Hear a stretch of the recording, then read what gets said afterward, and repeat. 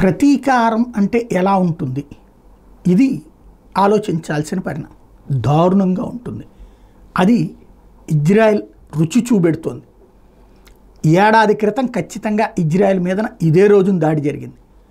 పెద్ద ఎత్తున Hezbollah, Hamas, Houthi తీవ్రవాదులు ఒక్కసారిగా అక్కడ ఉన్నటువంటి కంచెలు కట్ చేసి పైనుంచి డ్రోన్ల ద్వారా మరొక వైపున నేరుగా ఏదైతే మన పారాచూట్ల ద్వారా దిగబడి ఇజ్రాయెల్ లోపల ఉన్నటువంటి ప్రాంతాల మీద దాడులు చేసి కనబడ్డ వాళ్ళని కనబడ్డట్టు కాల్ చేసి అక్కడ ఒక మ్యూజిక్ కాన్సర్ట్ జరుగుతుంటే దొరికిన వాళ్ళని దొరికినట్టు కాల్చి చంపి సుమారు 1500 నుంచి 1800 మందిని కాల్చి చంపారు. ఇళ్లల్లోకి దూరి మరి అత్యాచారాలు చేశారు, హత్యలు చేశారు, అరాచకం చేశారు.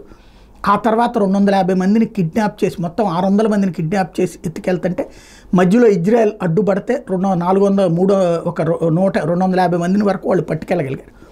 ఓవరాల్గా జరిగింది అది. అంత భారీ ఎత్తున జరిగిన విధ్వంసానికి ప్రతీకారం తీర్చుకుంటామని ప్రకటించిన ఇజ్రాయెల్ దాదాపు 15-20 రోజులు పక్కా ప్రణాళిక వేసుకుని ప్రారంభించిన యుద్ధం ఏడాది నుంచి ఎడతెరిపి లేకుండా జరుగుతోంది. నిన్న కరెక్ట్గా దారుణమైనటువంటి ఇప్పటికే ఏడాదిలోపు దాని ప్రతీకారం ఏ స్థాయిలో జరిగింది.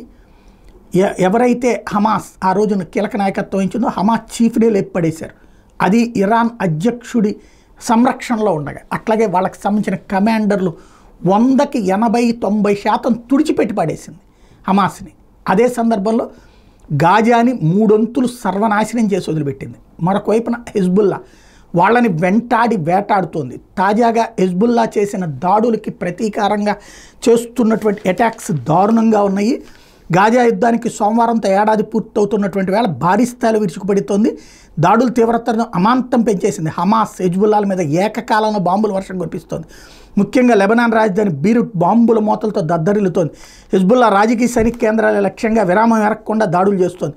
ఈ వైమానిక దాడులతో సహాయక చర్యలు కూడా జరగనివ్వకుండా అడ్డుకుంది. శిథిలాల కింద మృతదేహాలు వెలికి తీయడంలో ఇబ్బందులు ఎదురవుతున్నాయి. ఇది లెబనాన్ వాళ్ళు అధికారికంగా చెప్తున్నటువంటి లెక్క. ఇజ్రాయెల్ ఫైటర్ జెట్లు ఆగకుండా బాంబులు వేస్తున్నాయి. బీరూట్ శివార ప్రాంతాల మీద ఇప్పటిదాకా ఇజ్రాయెల్ జరిపిన దాడుల్లో శనివారం రాత్రి జరిపినవే అత్యంత దారుణమైనవని లెబనాన్లో ఉన్నటువంటి పబ్లిక్కే చెప్తున్నటువంటి పరిస్థితి. బాణాసంచి అలాగా మొదలైన దాడులు అంతకంతకు పెరుగుతూ ఉదయానికి భీకరంగా సాగినాయని చెప్తున్నారు. 24 గంటల్లో 25 మంది మృతి చెందారు, 127 మంది గాయాల పాలయ్యారు. ఇది లెబనాన్ అధికారికంగా చెప్పేటటువంటి లెక్క. మరోవైపున దక్షిణ ఇజ్రాయెల్లోని బిర్షాబా బస్ స్టేషన్ దగ్గర ఉగ్రవాది జరిపిన కాల్పులో మహిళా పోలీసు అధికారి మృతి చెందారు. అంటే వాళ్ళ కడుపు మంటను అక్కడ తెచ్చుకున్నారు. అదే సందర్భంలో గాజాలో మసీదు, పాఠశాల మీద బాంబు దాడులు చేసింది. పెద్ద ఎత్తున గాజా ప్రాంతాన్ని తుత్తునియలు చేస్తోంది ఇజ్రాయెల్.